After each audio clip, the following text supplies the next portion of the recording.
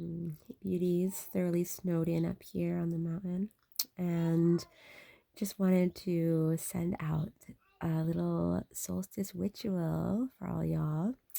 And this ritual is something that I've been concocting, inspired by a friend of mine, Candace, who does a lot of work around the darkness during this time, and how the solstice has kind of a almost a lot of the rituals that I've been exposed to involve light.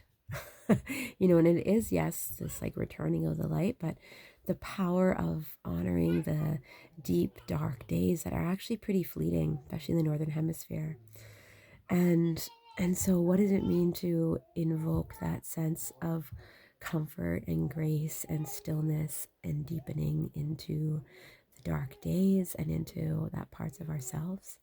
And so this ritual that I've been playing with is a ritual that you would do ideally blindfolded or in the darkness. And I was thinking of integrating it into a solstice spiral. So, for any of you that haven't ever walked a solstice spiral, it's pretty simple. Make a spiral on the ground, on the earth. You could dig it in the snow with your feet. You could bring some leaves and fallen branches and make a spiral that you could walk. If you are in a city or in a place where you don't have access, or you're just snowed in your house, you could use salt on a floor and to make some kind of spiral.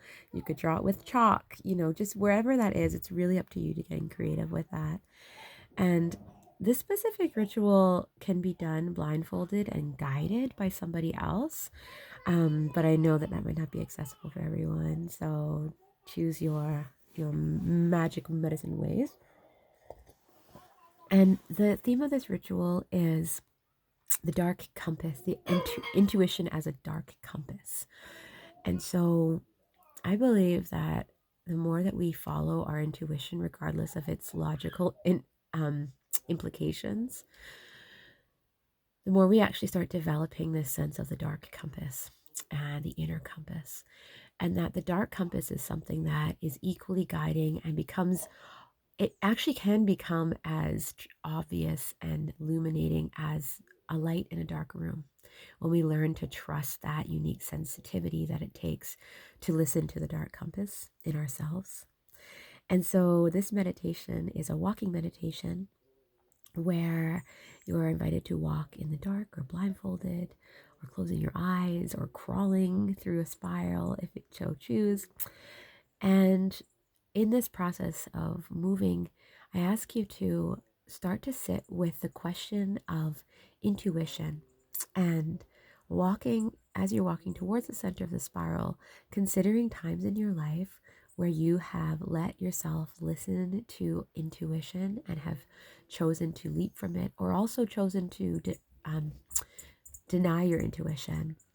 And letting the walking meditation just be playing with that sense of intuition and your own life lived experiences around that word.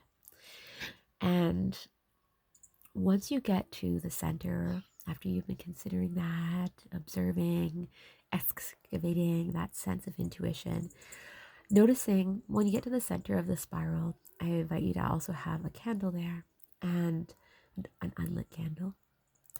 And I want you to sit with that candle and feel in your body the moments in which intuition has you followed through with it. Notice how that felt when you were validated. Feel that in your body, not just the validation, but the moving forward, choosing to follow that intuition. And then you can do the same with when you chose not to. I know for me, the times in which I haven't chosen my intuition and it was really obvious, they almost create this, they're like stamped in my psyche.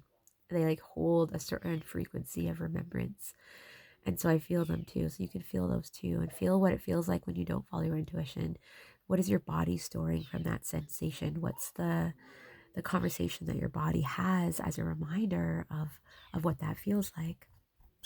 And when you're ready, I invite you to light the candle in the center and just ask that this light be, as we're entering into the light returning, that this light is going to kind of bathe you and that dark intuition's energy, that dark compass, letting you create a stronger alliance with it in this next year as the light returns, and as sometimes it can be harder to see our dark compass when the outer world has so many opinions and directions laid out before us.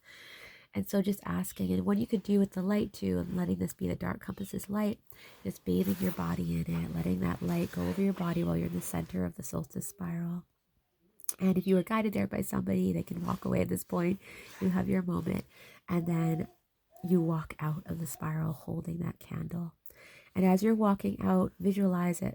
If the spiral is time, you're moving through the last, whatever that spiral has held in you, and whatever those stories that were evoked, and you're walking through them with this light, and you're reclaiming that light of intuition and that light of the dark compass in your body and in your sense of trust and validation. And that my intention is when you're done, you can honor the solstice spiral for holding this work for you, honor your dark compass. Maybe you want to do some artwork, maybe you want to draw your own dark compass. Get playful with it. If you want to write about your dark compass, maybe you want to write some stories when it served you, however you want to play with that. But that's what I share with you this solstice is the dark compass. All right, until next.